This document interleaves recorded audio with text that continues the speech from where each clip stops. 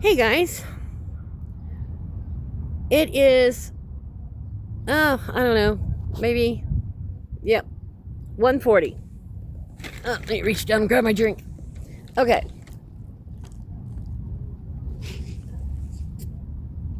so it is not even a full day yet.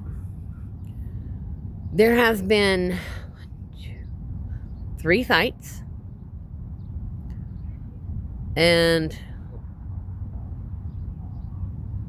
that was 2 of them were before lunch, after breakfast, and one was during lunch.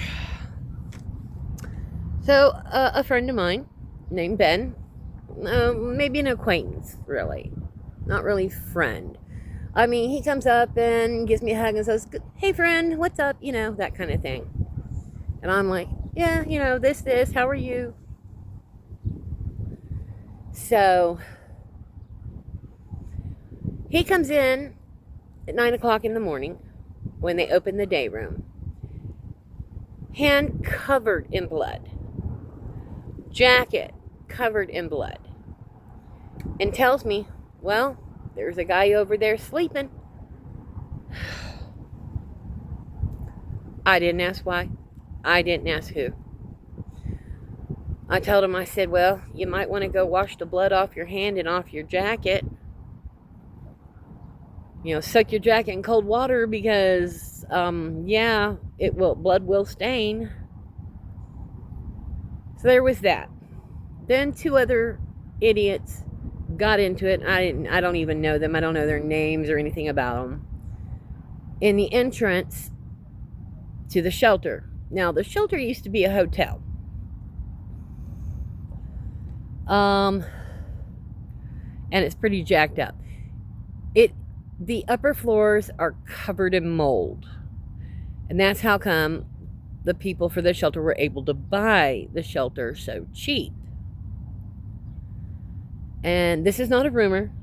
This is what staff has told us. So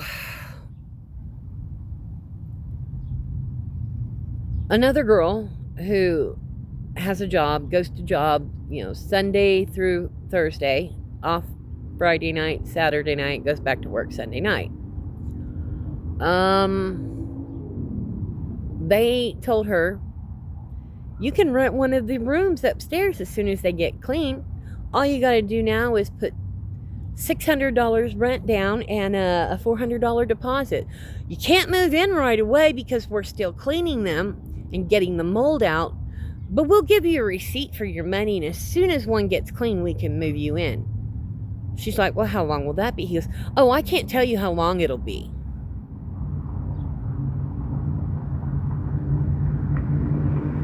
Oh, yeah. And there's rules.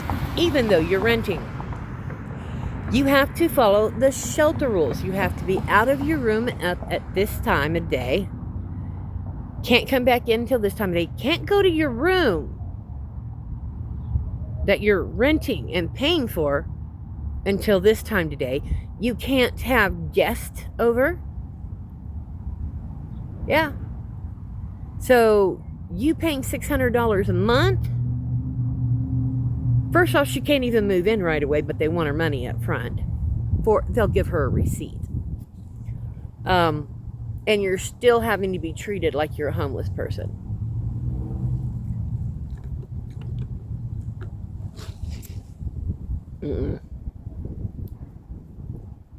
Yeah, she said no. When I get a care coordinator, if they offer it to me, I'm going to say no. Because they're looking for people with steady income. And that's no. If I rent a place, I want to come and go as I please. I want to sleep when I want. And if I want an overnight guest, that's my business. No one else's. So, yeah. Then comes lunch. And Ben and another guy get into a fight. They escort Ben out and tell him he's banned for 24 hours. Probably 48 by the time he was done, because he was running his mouth. And he was running his mouth bad. He was egging on other people to fight him as they're taking him out the door. So it has been, I don't even know what to say about today. Not to mention, Lori and I went to Rockets earlier. And a guy came in. He had a shelter badge, just like Lori and I. And he says, you know me and I know you. Can you buy me a bowl of soup? And I said, no. He goes, you can put it on your food stamps. And I looked at him and I said, I don't have any food stamps. So he goes up to Lori before I can get around to her. And he asks her, will you buy the soup for me? Now, Lori and I had already had a plan before we ever left the shelter together. She was going to buy me a Dr. Pepper and her a Powerade on her EBT. I was going to buy me a pack of cigarettes with my money. She was going to buy cigarettes with her money.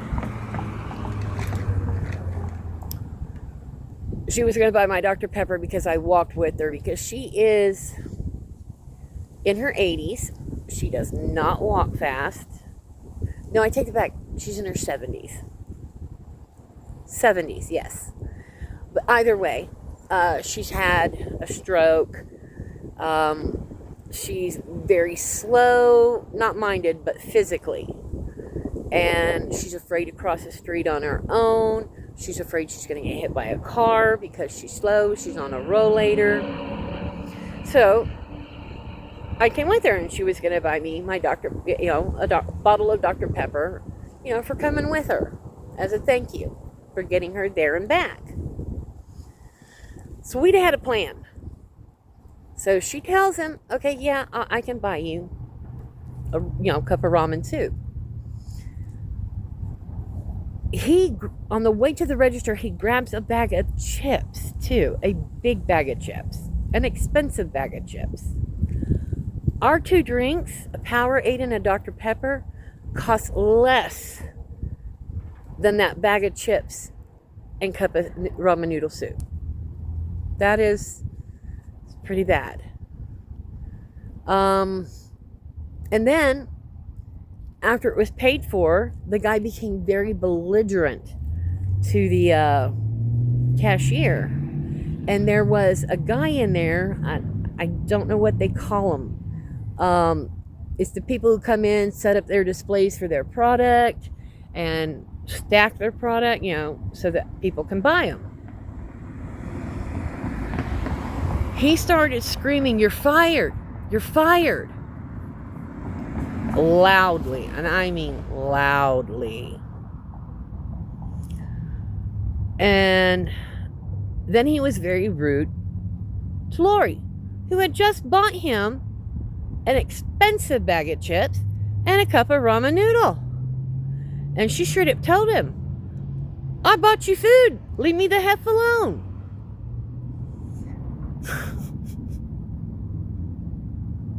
Yeah. And he kept trying to, push us through the door. And I told him, I said, I have the door. And he yanked the door out of my hands.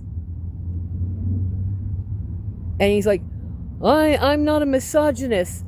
Blah, blah, blah, blah, blah. Okay, I don't care if you're not a misogynist. We've asked you to now leave us alone. And you're yanking my arm.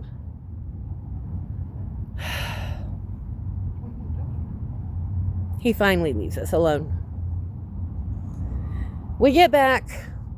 It's ham and cheese, bag of chips, some cantaloupe, and a yogurt for lunch. So I ate my ham and cheese, gave everything, and I took the chips.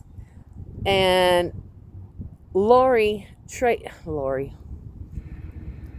me her ham sandwich for my yogurt. And, I'm peeling off the crust on both sandwiches. And the lady sitting next to me, she goes, "That's what my son does. He doesn't like the crust either." So, yeah, I am like a kid. I still tear the crust off my sandwiches. So, but it is a very violent, yelly, hectic day today. So I came down and got my $1.07 root beer. All right, guys, stay safe. Move forward. Keep going. And remember that there's always light at the end of the tunnel. Bye.